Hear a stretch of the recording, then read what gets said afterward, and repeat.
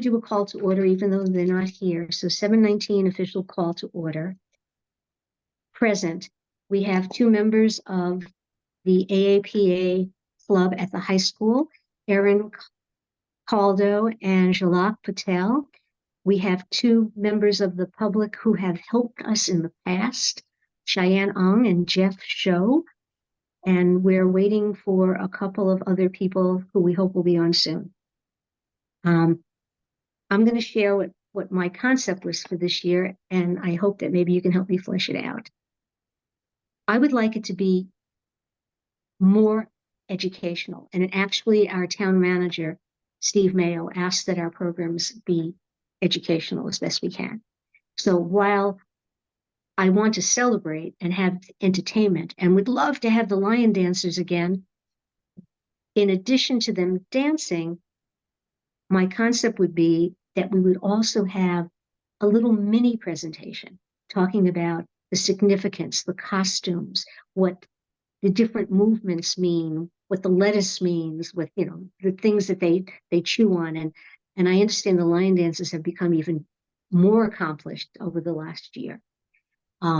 If we had trying to think of something else that would be a good, if we had, let's, for instance, people playing the drums from Pakistan, special musical instruments, they would talk about the significance. So there would be an educational component and then a performance. So it wouldn't be the same kind of nonstop one thing after another. And then, so it would be somewhat more modest, but it would still have, like I said, the entertainment value and also the educational value. But I would need help from all of you. And let's see who that is. Ah, Winnie. Hi there, Winnie. Hi. Okay, Winnie, we have two members of the Student AAPI Club joining us. And that's neat. Oh, yes. wow. And their advisor wanted to be here. She promised she'll come the next one, but she couldn't come tonight. And also there's supposed to be another one of the commissioners here tonight because I'm chair this year. And one of the things I said is if we're going to do any program, every single program has to have two commissioners, the one who is the chair and then a backup person. There has to be two of us. So all of these meetings will be officially through the town and through the HRC. I was just going through a possible concept, and one of the things I should tell all of you is we have some money this year. I mean, we don't have like thousands and thousands, but because I got a grant, a lot of the larger things we've done already this year were paid by the grant, which means that our budget, which we got increased, is higher. It used to be the HRC had $1,000 a year, and we did 5, 6, 8 different programs. We now get $3,000. So we have about $2,000 in our budget, and we can spend it on whatever we need. You know, of course, there's always printed material, but I mean, if last time I paid honorariums to a lot of people. That's good. And I think the Diablo yo-yo I paid there, they gave me a discounted fee. The woman who did the henna said good. She pulled her invoice and said, "You don't have to pay me. I had a wonderful time." Oh, she's so nice. Yeah. So we so we spent about, I don't know, with the boba tea and all of that kind of thing, I think we only spent about $400 or $500. We can spend more than that. Yeah, we can spend more than that if there's something that justifies a higher amount of money, like, you know, somebody who requires $200 or $300 in order to be performing, let's say. So the concept again would be that there would be more of an educational component with the actual any kind of performance or demonstration. So someone would talk, explain things, give background, and then and like I said, it won't be like last year. Last year, like, was so over the top. I mean, I thought it was great, but I needed a vacation after that one. I think we all did. It was pretty exhausting.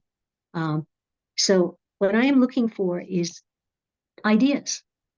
We know that we have 48 Asian countries and countless Pacific islands to draw from. I think maybe this year would be great if we had some like Polynesian dancers or hula dancers. But Mhm. we got to get in touch with them early because they get booked up. There's actually an organization, and I Yeah. don't remember who it was last year who got in touch with them. Was it you, Winnie, or you, Cheyenne? No, I don't know who it was. Okay, someone got in touch with Just them and we Polynesian. were too late to reserve them. Oh, So I reached out to a bunch of groups last year Oh, on okay. the Polynesian side, and yeah, we were too late. Or I oh, was. it's you. Mm. Oh, But I'm trying to think of what organizations I reached out to. I don't remember, but did you there were a write it bunch. down? See, this is what's very important. When you make a contact, I'm doing this all the time with the HRC. Whenever you make a contact, oh, Jan is here. I didn't think she can come tonight. So Yay! Is she there? Yay, there she this, is. this is the young ladies, this is the core team that helped me put the whole thing together last year. These four wonderful people from Wakefield. Okay. Good job.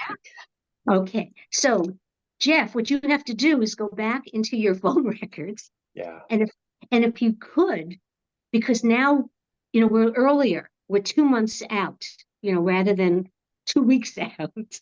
If you could I put you down as the person who will try to make some contact with the Polynesian folks?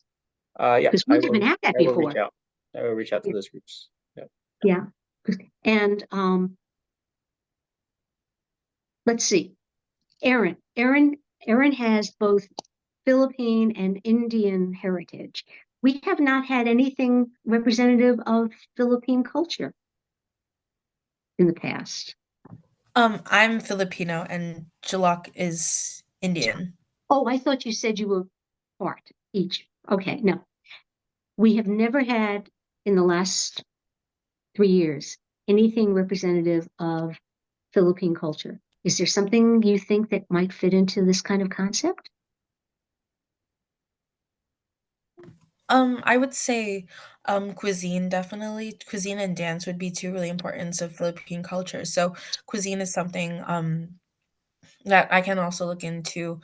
I know that there's some restaurants I think in Boston that are coming up for like Philippine cuisine, and then I could reach out to some Filipino organizations. I know there, at least I know for colleges, some of them have Filipino student associations. I know Boston University has one, so I could also look into what they could do. But yeah, that's what I think would best represent Filipino culture. Okay, I'm going to ask Cheyenne now because she dealt with the health department certificate, what they would have to do in order to have anything with food at this particular event. Yeah, so there's a portal that they go in and the vendors go in and they just submit their food certificate and pay a $35, I think it's $35 if I remember correctly.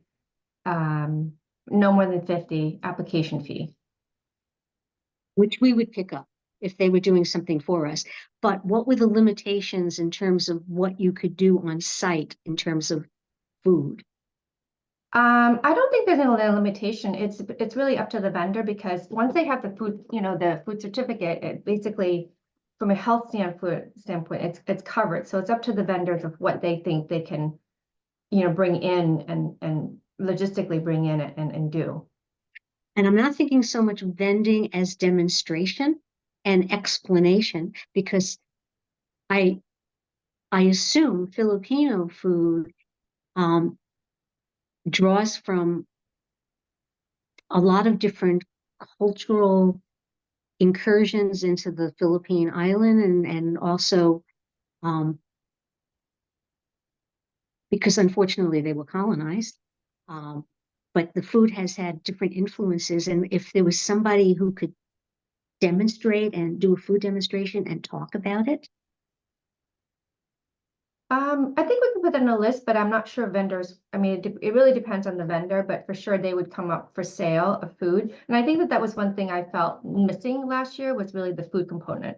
some kind of more food or drinks is, that's what brings people together. It's really that fun component as well. What I found for Hispanic Heritage, when I approached a vendor, they wanted to be guaranteed a certain minimum amount of sales before they were willing to set up. And we had no idea. We never have any idea. I mean, we were delighted that we had this huge amount of people came, but even that, 150 people doesn't guarantee that everyone is going to make a purchase. That's the issue we've had with thinking about having food, because we looked into having food trucks actually. And because we could not guarantee them a certain minimum in the thousands, plus access to electricity, water, the kinds of things that you don't have in the gym. It's not there. So that's why it becomes a little difficult. If people brought hot trays of things to sell and they were not as concerned about the amount of money they'd make, that would be different. I know that one year we had an Eid party. Councilwoman Maureen Butt put on a party, and the owner of Maya contributed food. And I think Maureen's aunt and mother also cooked and brought food, because I know she doesn't. So I think her aunt and mother cooked and brought food. It wasn't sold. It was just given out. But like I said, I'm trying to think of things that can be educational as well as performance. How about there's that new boba tea place that just opened up in the square. I wonder if maybe we can encourage them to come and to the event and maybe, provide different things depending on what they want to provide as samples and kind of like advertisement ultimately, right? And maybe do something if that's something that they're interested in. Okay, Maybe we again, can solicit and ask them if that's something that they're interested in. And I know, Sherry, you're saying they may want a minimum, but at the same time, they're local, they're here. It's the same audience, right? That they want to appeal to. So they may be able to get a little bit more draw to their business. okay, but I know they we're said that their business right now is doing well. I went and talked to them, and they said the business is doing well on the weekends, but I think not as busy during the week. But so just some things to just think about it. It's just it's a couple who franchised for this location. let's back up, because the thing that I would like to address first is the types of things, not the vending, but the things that are the features that also have an educational component to them. Like I said, Cheyenne, would the lion dancers come again, and would they have someone who would be willing to talk about lion dancing for a few minutes? So we did a skit at the Wenham Museum, and that's what we did, was the museum director kind of gave a overview, what kind of like similar to what you did last year, Sherry, and explained some concepts and everything, and then the performance started. And I think that was quite sufficient for the audience. Okay, but that's the kind of thing where I'm hoping that we find. We need to have the linchpins of the day's events set up before we talk about the lovely accessory things that we could have around the gymnasium, in addition to those performances and educational component. So I will ask each of you, like I know Winnie, one year you set up, the first year, you set up a table. And I'm trying to remember, it was for the dance that you were doing, right? It was the dance that had the bells. Yeah, I did it for both. I did it for the ribbon dance as well. I don't know if you saw, I did have a table also to explain the ribbon dance. I didn't actually say it, but there was a table there, and when they came, I would talk about it when people came. Oh no, I'm referring to the very first Yeah, the year when first you one had I the also display. did too. The first one I Yeah. also had some display, and I would talk to people about it Yeah. as well. Yeah. So what I was thinking, if we did something like that, Yeah. the talking part of it would be part of the performance because Yeah. it would be introducing people and educating them about something culturally that they may not know anything about and the Right. significance of it, and then a performance afterwards. So, and as I said to our younger, newer people here, it would be great if we could also have some countries that haven't been represented previously. But you're not saying that we have to, like, I mean, was it okay that it was a display that people could and look at it afterwards rather than having me explain it in front of everybody before? If I did it, I'm not saying I am, but if I was to dance, you would want that person to explain before they danced, or is it okay that there's a display afterwards that they could come and talk to the person later? Do you know what I'm saying? I'm saying that there would be a public speaking part of it before the actual performance, explaining, why the ribbons, why the particular costume, the significance of the different moves, maybe a little bit of history. And I'm not talking about long, I'm talking about under 10 minutes, and then the performance part. So like 5, 8 minutes. And then and of course there could be also a display so people afterwards could go and look at things. But we're talking about if people were sitting in rows and watching, what would they hear and see? And why is that requirement this year you Well, having this? well, Is because I part mean of it there's still is- the education and then people go see it later and I feel like it's kind of more engaging than standing in front of, but I'm just wondering why you want it. I just want to know. I'm not disagreeing. I just Okay. want to understand why Okay. there's such a requirement. I just want to understand. One of the reasons is the town administrator, Steve Mayo, came to the very first meeting of the HRC this year and asked us to concentrate more on educational components. So that's part of it. We were directly told that is where our focus should be. And then the other thing is that I personally cannot do the coordination of that kind of an event again this year, time-wise, even though we have 2 months. And I have to be very involved because I'm the HRC person and I'm the one who authorizes the money. And in the end, it comes, and I'm the one who does all the publicity. And I personally am not up to the task. We've had health issues, so I'm not up to the task. And I also, like I said, I'm going to be away some of the time as well. I'm now on 2 commissions. I've retired. You would not believe it that I've retired, but you all know I retired last year. So, but I probably have more obligations than I did, other than not working full time, than I had before. So I would not be able to devote the time personally. And I have to be that involved because it's an HRC event. And I wish Jillian was here because Jillian would also assist, although she will not take the lead role on this. And it's a lot. I mean, the publicity alone takes hours and hours of work. Putting all of that out and distributing it. And we have a system for doing it, but it takes a lot. And so there's 2 factors there. One is that we have been charged actually with making our events more educational. And the other thing is I am not as available to put on 3 solid hours of entertainment like we had last time.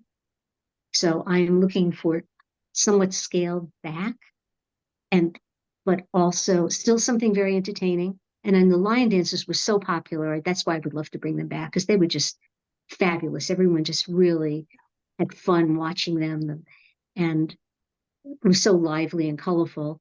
But again, there were so many other countries in Asia. There were 48 countries. So we want to represent more nations as well. And I haven't asked Jalak to talk about what her concept might be representing her heritage. So I do like an Indian cultural dance. I do Bharatnatyam. Oh. So I was thinking that I could talk to my guru, my dance teacher, if she wanted to come and explain like a dance, or if she wants to do a dance with me, or if I do a dance and she explains it or something like that. But I could ask her, and that could be like an educational part of the thing. Plus a performance. Yes. Yes. And you'd be willing to perform? Um yes. Well, would you bring friends so you don't have to dance alone? I would see if certain friends were available, sure. Okay. Okay. Now that sounds like a good blend. And it's something we haven't seen before. Everyone's really familiar with Bollywood dancing because Mhm. it's sort of pop and they do it in Zumba and classes like that. But I think less so familiar with the butterfly dance. So we have been working with a cultural center in Burlington. Cheyenne hooked us up with them that have programs of this sort. Is that where you take your instruction? Um, it's it's somewhere in Boston. It's like at a it's called Triveni School of Dance. It's like a whole other sort of Okay. organization, so not there. Okay. So that would be, if you could check into that, that would be terrific. Sure. Okay. Mhm. Some other ideas. I mean, I don't have any of these cultures in my background, so I can't contribute these kinds of things. I can only coordinate. So, Sure. Do you know Renee, when the event would be? it's going to be in May because that's the month. Yeah, but I mean, And like, do you have an idea of which day in May? Is it going to be a Saturday, Sunday? I think last year the success of a Saturday afternoon could be repeated. And That would looking be at the the calendar, 25th, right? The 25th we did it last time, or close to there was yeah, like, we did it. But the reason we did it so late in the month was because we didn't get started until really in May, putting it all together. This year, we're getting started at the end of March, putting it all together. So we have a little bit more time. Um, the 15th is the middle of the month. I would just have to check the town calendar to make sure there isn't like high school graduation or anything else going on, or some other big event on the 15th of June. That's a Saturday, dead smack in the middle of June. How does that sound? Oh, wait, we have to do this in May, not June. I'm in the wrong I was month. gonna say June. No, I'm in the wrong month. I Okay, mean, does I'm in it the wrong matter? month. Does it matter? I guess that's one thing I'm just curious. PAH month is May.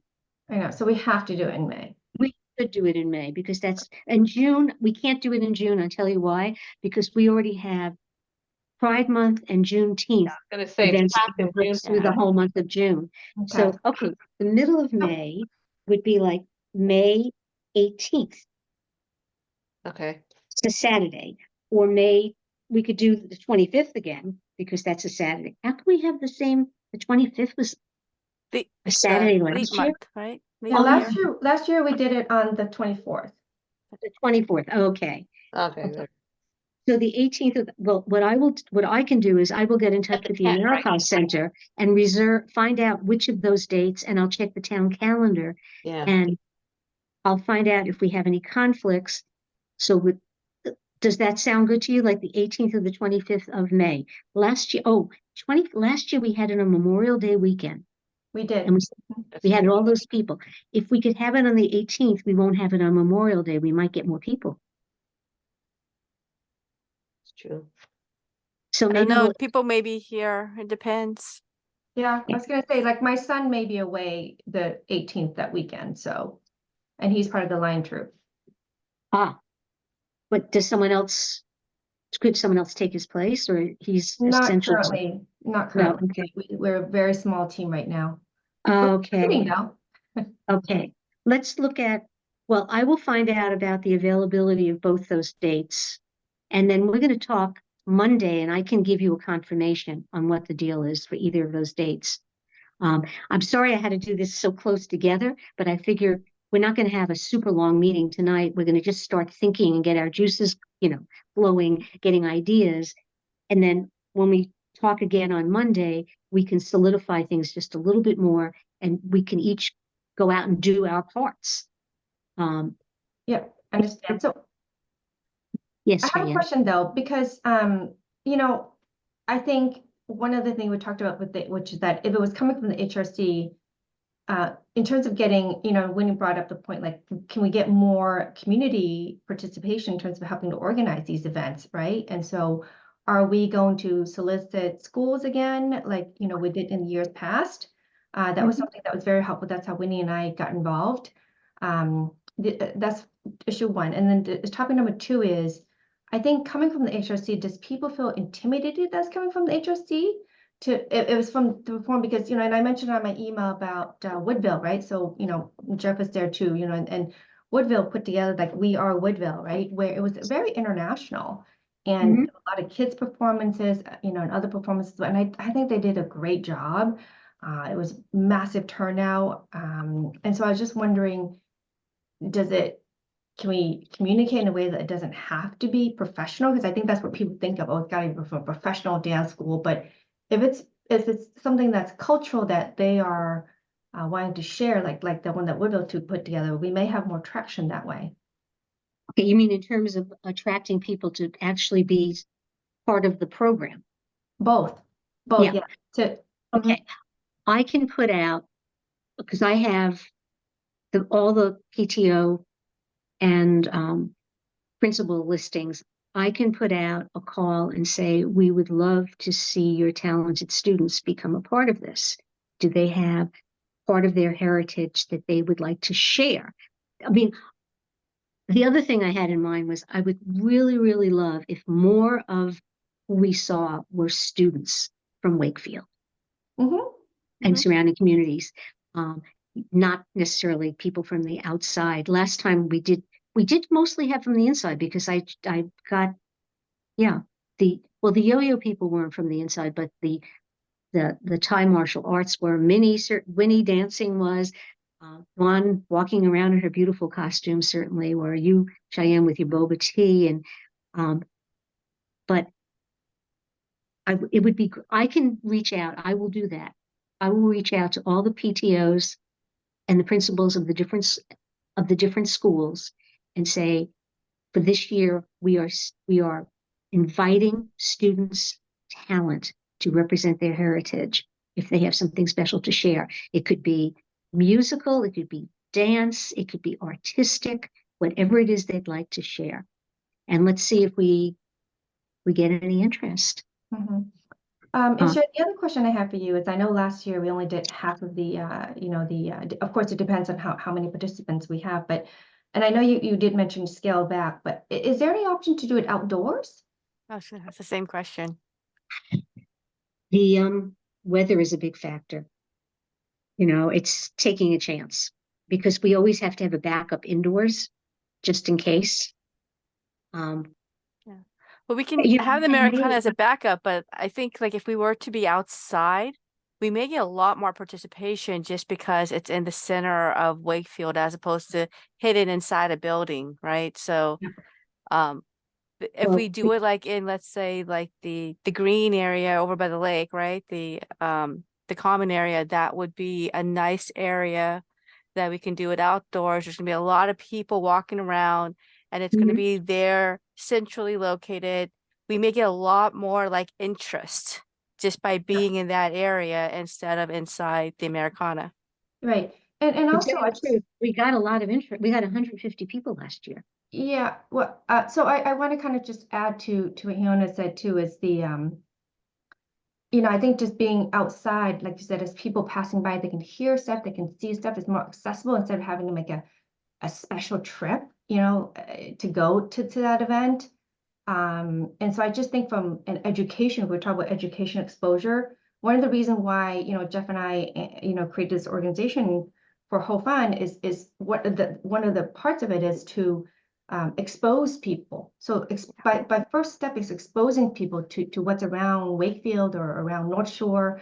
And that's really just the first step of educating people to kind of bring awareness of diversity and cultural activity. So I feel like we shouldn't go hit like home run yet. I think that if we're going to do more education, speaking for 10 minutes and having a performance of 5 minutes, it's incongruent. Like it's just you're going to lose people after 2 minutes anyway. So I just feel like we should really start small in terms of the education. And education is very relative. It's a very broad terminology, right? Because an experiential or a visual illustration is also an education. That's exposure to first base or second base in terms of diversity and you know, just what we have around our town. So that I'm just pushing back a little bit on that because I want to kind of put it out there that we don't want to scare people off either. They have to present for 10 minutes, you know, and then perform for 2 minutes. No, I agree with you. Good point about the balance of it. I have a problem with outside. First of all, it's sound. People can't hear, and it's a very large. We've done some. We did. It was for Pride Month. Yeah, it was for Pride Month. We did a concert using the gazebo, and then we had exhibits on the outside, and it did not necessarily draw more people because it was so obvious. But because of the size and the configuration of the space, even though we tried to bring it in like a semicircle around the gazebo, it felt empty. You know, and we ended up with these tables, and people had a hard time hearing what was going on. And we had professional performers who brought their own sound equipment, and we still had a hard time hearing what was going on. And when people are outside, people pay far less attention.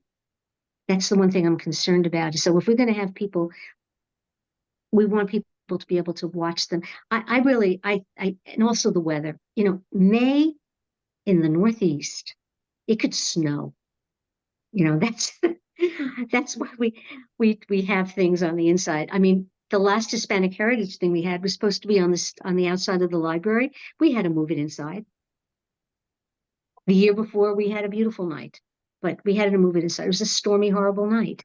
So in terms of contingencies, it's hard to move things, rejigger them at the last minute because of weather. So I still feel like our best bet would be to have it contained. We can't use the streets. You know, that would have to be like a giant street vessel. We have to get all kinds of permits, pay for police, things like that. Well, actually, HRC wouldn't have to pay for police because we're a town body. So we get certain things for free. What about the library? Like you were saying, what about in front of the library? That space. It's small. It's pretty small. It's not big enough for, if we had even half the turnout from last year, 75, not 150, that space would be definitely too small. People would have to be seated the whole entire time. There would be no room for anything else. And the library loves things like this, and they help you. If you do something that's on their property, they help you promote it. And they help me promote it anyway. They put up flyers for me and things like that. But the library space is not really big enough. In sometime in the future, the senior center on Converse Street could be an option, but right now most of it is not usable, second and third floor, and it's not open on weekends. But right now, the only sizable space we have, if we're not in the schools, is really the AmeriCal Civic Center. And I don't know. I didn't feel like it was a deterrent for people to come out. When we have flag raisings and events that are like at the AmeriCal, people come. And it's not just walking by. If they know about it and it sounds intriguing, they come. We're just thinking that we may get more participants if we were outside, where there would be more people who aren't necessarily purposely going to the event, and is able to attract those that are where there may be interest, right, as they pass by. Yeah, and I think from an education, I think just by passing by, right, because people who are coming in, they're purposely, right, they're interested in that. But I think even on the education, like having it outside where people are passing by, that's exposure in itself. And I think that's the exposure is a very, very important component in my opinion, because in my conversation with a lot of people, you know, they say they've heard of it, like even with the line dance, oh, I've heard of it, but I've never seen it in person. I've never done this and this and this. So well, let's ask Jalak and Aaron. Jalak and Aaron, you guys are have you guys heard of this before? Have you guys been to this event? No. No, yeah, we I heard of haven't. it last year, but like, yeah, it was being advertised well last year. I'd been hearing about it, like in the days coming up to it. Yeah.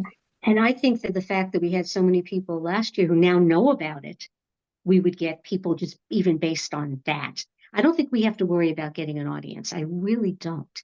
Because I think once you have the first year, we had a nice crowd in the small room. Wasn't huge, but we had a nice crowd.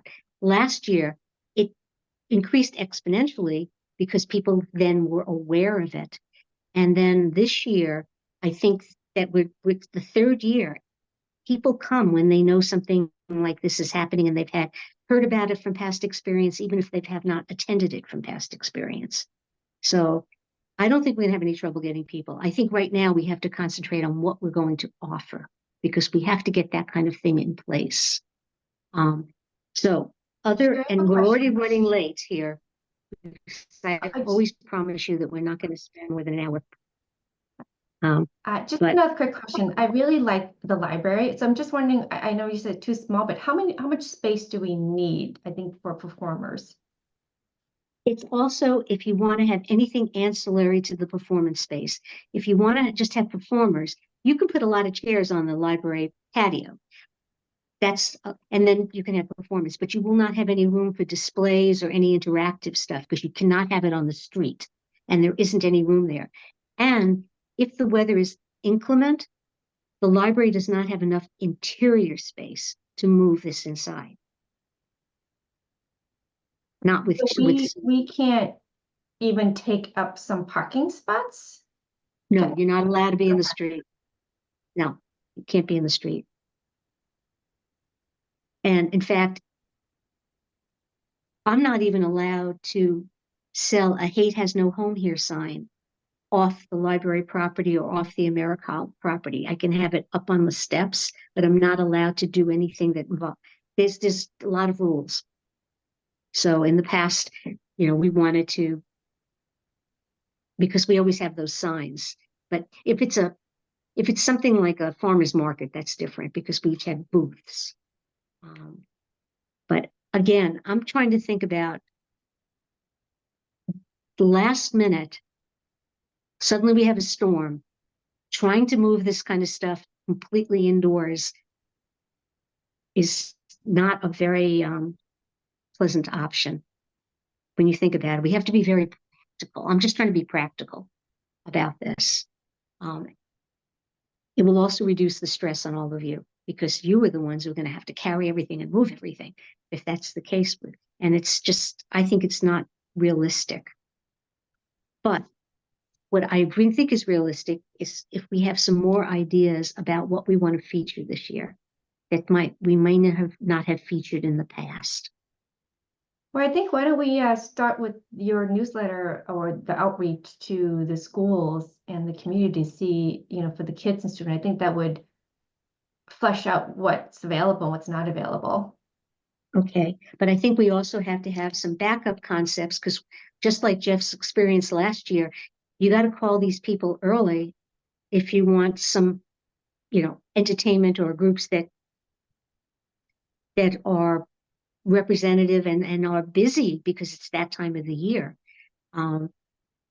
So it's just like we already know that we can't have our Juneteenth flag raising on Juneteenth, and I've already contacted them now, and they're already booked. They're going to try to get someone else to help me, but we either have to have, we might not be able to have it that day. So it's people get booked up really early. If another example for Indigenous people last year, all of the Native American groups that we contacted, we started contacting them in August. It was too late for October. So we want to start thinking about who we are interested in having and at least find out if they're available and how much they might charge and if there's any conditions about this. And then we can put together the formal program. So we've got to look at all our options. That's what I'm saying. Sure. Another question, was there any synergy or communication or partnership with the Melrose or Linfield from last year? I think I remember you tried, but it was too late last year. I send them everything that I send to our town. And we have actually just about the most active HRC in terms of putting on programs like this. In Melrose, they put on topical programs. They do not put on events. I mean, I've been in touch with them and they don't do what we've been doing here. And like I said, even here, we've been asked to pull back a little bit and make it more educational. So we had a couple of virtual lectures this year that we previously had not done. So no, I do reach out to them. And I'll find out. I mean, last year I also tried over and over again to get in touch with people from Malden, because there's a large Asian American community in Malden, and nobody ever responded to phone calls, emails. I didn't have text, obviously, because I didn't have a cell phone, but multiple phone calls and emails, no response at all. So I will approach the HRCs and say that we are planning this. Would they like to be involved? Can they contribute in some way?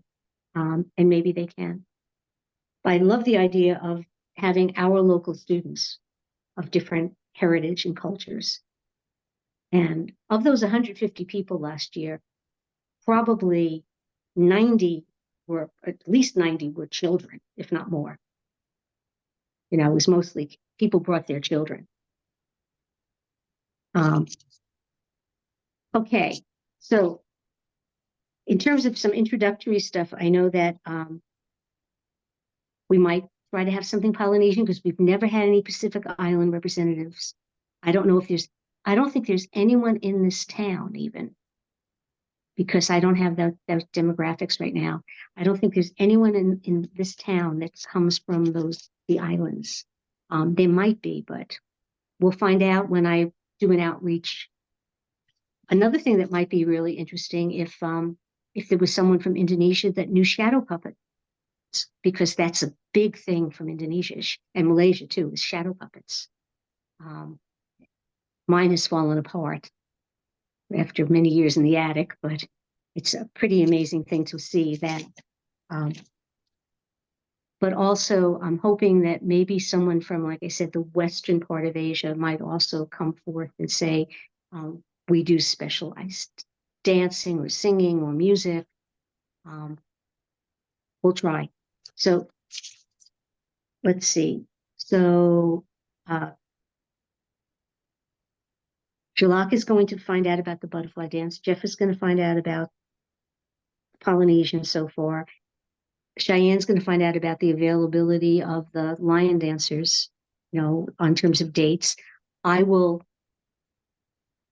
do my best to find out what's going on in town so we can pick a good date. Okay. Who else needs? Other people need assignments here. Other things Sherry, you I would like was to find out about.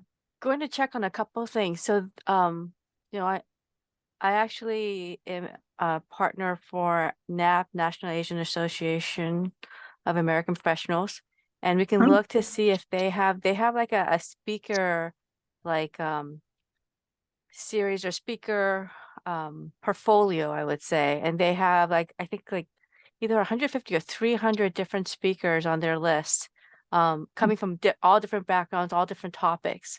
So maybe I could take a look at that to see if there's something in, like you're saying, Sherry, that's in a different culture that we can look at and see if that might be something that we can, solicit more information on, to And see if if not anyone on on that- that list is.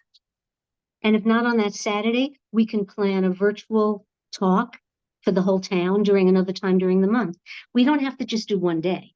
Yep. And last year when we talked about the possibility of doing several different events, everyone said, no, let's just do it one afternoon. But things like virtual talks, we can do at other times during the month, because it's the whole month. It's not just one day to celebrate the heritage. That's a great idea. Find out if there's anyone, and perhaps we'll have yet another program, which would be excellent. one thing that they are doing, I do have a list of their speaker series. They have 4 speaker series that they're doing just within that that organization. And they're doing one that I think has been really interesting lately. I started hearing about it last year, but it's all about adoptees and the adoptee experience. And that's something that if you have not heard about this adoptee experience, it's very different in regards to like the just understanding that that feeling or that experience. Right. So I That think that was sounds really great. interesting. The other thing that I do have a friend who is an author of Asian American books. And that might be another way from an educational perspective, Sherry, if you want more of that type of thing. I can see if whether or not he's available, but he does get very booked in the month of May.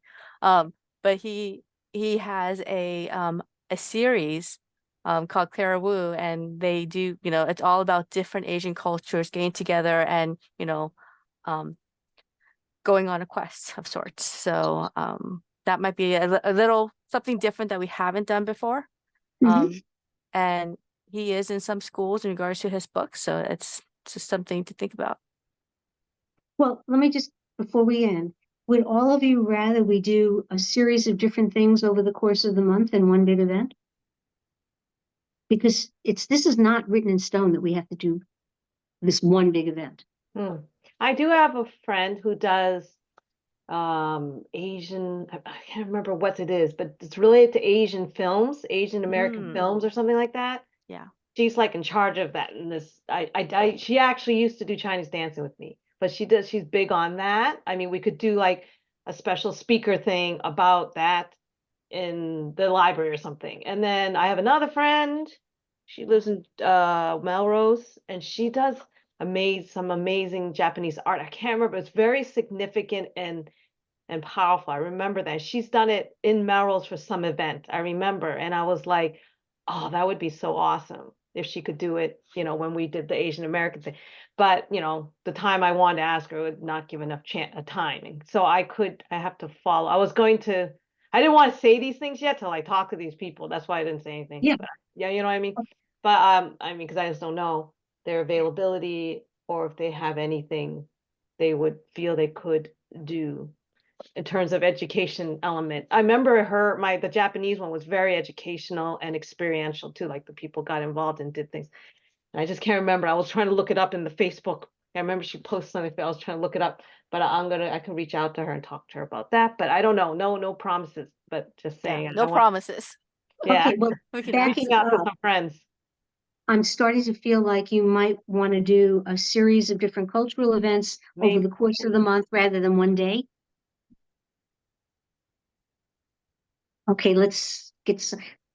I don't know. Shannon, what do you I don't think? know if maybe we need to explore it a little bit, Sherry, and just kind of like reach out, get some feedback, and then maybe come back and talk again about that. If it's something that we find that there's different pieces, that it Mhm. makes more sense to do it as separate events, or if we find that everyone's available all on the same day, then we can do one event. Yeah, that's true. Well, I think doing one event with lecture after lecture won't get as much draw. Mm-hmm. I think, Depends what it is, right? The large event that we did it's a cultural education event which lended itself which was a big event. That's the kind of thing you want to do. Like you say, if you're doing lecture kind of educational things, then yeah, you don't want to do that in a one yeah, thing. we have to do something. If we're going to do something that's like a big event, it has to be something appealing to families. Right. Yeah. Yeah. And individual programs will be, that we could, like I said, it can be in the library, it could be on Zoom because we can do them, remotely.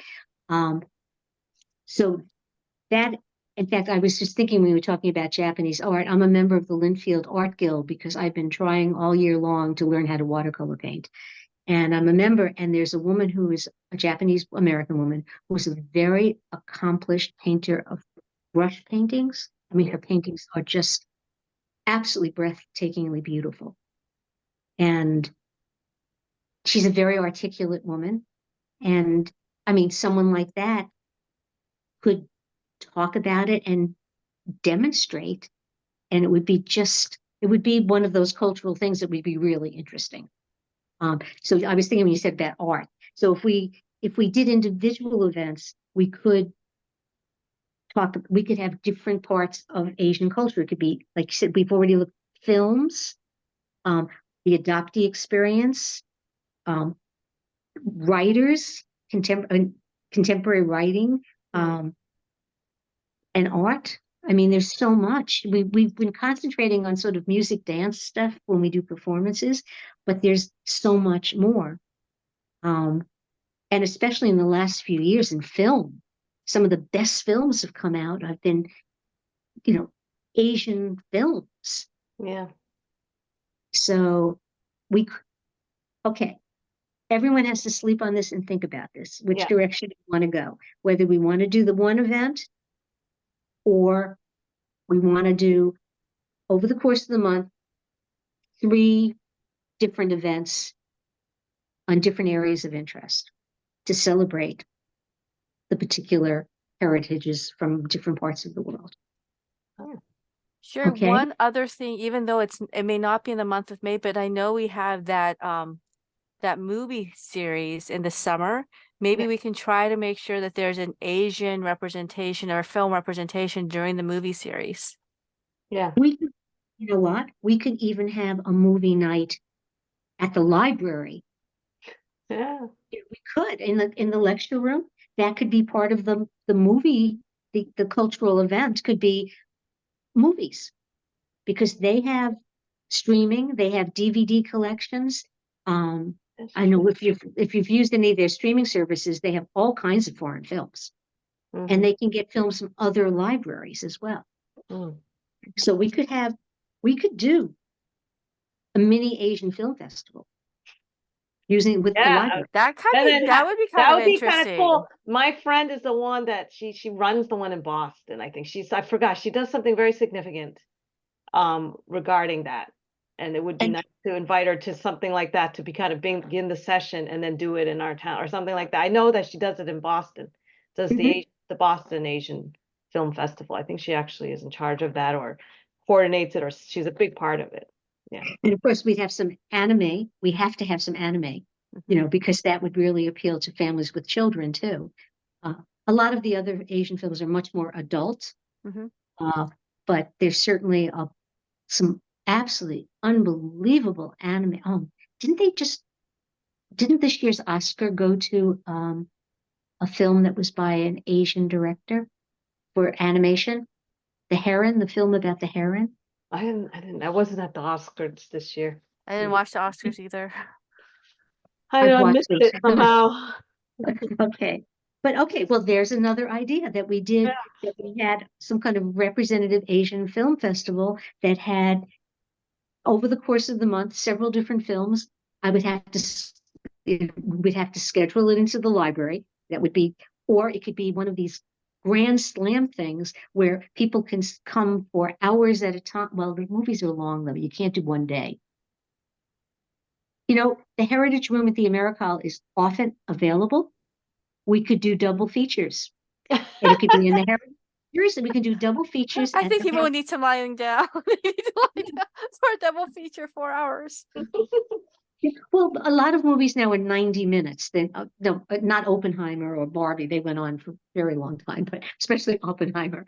But some of these movies are, especially like the animated ones, you can have, an afternoon of 45-minute films, that would be fun. And we can represent different cultures, because films come from so many different nations. And like I said, we can get these things from the library, could help us get the right films. So there's oh God, now we're getting off on another thing here. It's good. It's good to have brainstorming. Okay, time. that would be. We should all go off and come back. I have to do some emails. I have to tell you, this really, having a mini Asian film festival, different than what we had the last few years, that really excites me. Because we can. I'll reach out to my friend. Yes, she does the one in Boston, I think. And we can, like I said, figure out like 3, 4 different, very different places. You know, we don't want everything to come from the same culture and heritage, so that people are exposed to different cultures. That would be pretty, Jeff is nodding his head. You like that idea, Jeff? You haven't said anything. Do you like that idea? Well, yeah. So I think there's yeah. I mean, I think it's a great idea. I think we could certainly go that route. Just getting back to the point of education. If you do one event, it's hard to incorporate the education aspect in terms of in-depth education, like you can in a series of events. Yeah. The education that Cheyenne was pointing out is more on the exposure level, right? You're exposing people to these cultures, hoping that they get interested enough to want to learn more. But if you do a series, then yeah, you can try to pull people in a little bit deeper and go learn a little bit more about the culture than just the exposure part. So Right. And if it's film, you may be able to get more a different type of interest too, as well. Yeah. So, and I still think it would be wonderful also if we could have that talk on the adoptee experience, because I think that would be something that a lot of people would be interested in. We have multiracial families. We have families that would love to be able to adopt a child and haven't been able to, who might be open to adopting a child from another country. So I think that would be an interesting, if we just want to do a lecture type of thing. And like I said, it could be Zoom, because I think it could reach more people if we did it that way. People don't come out at night as much as they used to. yeah. I think the adoptee experience is just more of confusion of being in a environment. Unfortunately, it's not necessarily it's not all positive. It's really more of confusion, right? Because the experience that they have is different, I would say, than being born in a family versus being transition to a family. And it does create a lot of confusion, just understanding that and accepting, right? And I think that will actually help people, right, as if they are in a if they've adopted an individual or adopted someone, just being aware that this is what that person may be feeling or what may be going through, right? Can I ask you if this talk would be strictly through an Asian lens, or would be more general than that? Because it could be offered any time in the year if it's more general. I'm thinking like there are other times that we could feature this as a talk. Yeah. I mean, the lens that I was exposed to is really more of an Asian adoptee lens as opposed to a general adoptee lens, but you could expand it obviously to bring in additional, views. So we would just need to expand that component out. Okay. Okay. So right now we'll meet again Monday. We have to meet more briefly because I'm ruining my reputation for holding short committee meetings. And we'll talk again and think about all of this, and then we're going to decide which direction we want to go. Okay. Okay. And I will talk to Jillian, who I'm disappointed couldn't make it tonight. She has some young children. There must have been a problem at home for her not to be here. And I will talk to her also about what she thinks of these different concepts, because I really want her to weigh in and be part of it as well. Thank you all so much. I'm delighted to have you all helping again. I mean, I could have not done the last 3 years without you. And I know, and doing something different this year than what we've done in the past, I think is great, that each year we change it up just a little bit. Well, this would be changing it up a lot. But I'm excited about some of these different ideas, and we'll talk again Monday when we all had a chance to really, over the weekend, think about it a little bit more and come up maybe with other ideas as well. Okay? Yep. Okay. Good night to all. Thank you again. And I will see you Monday, 7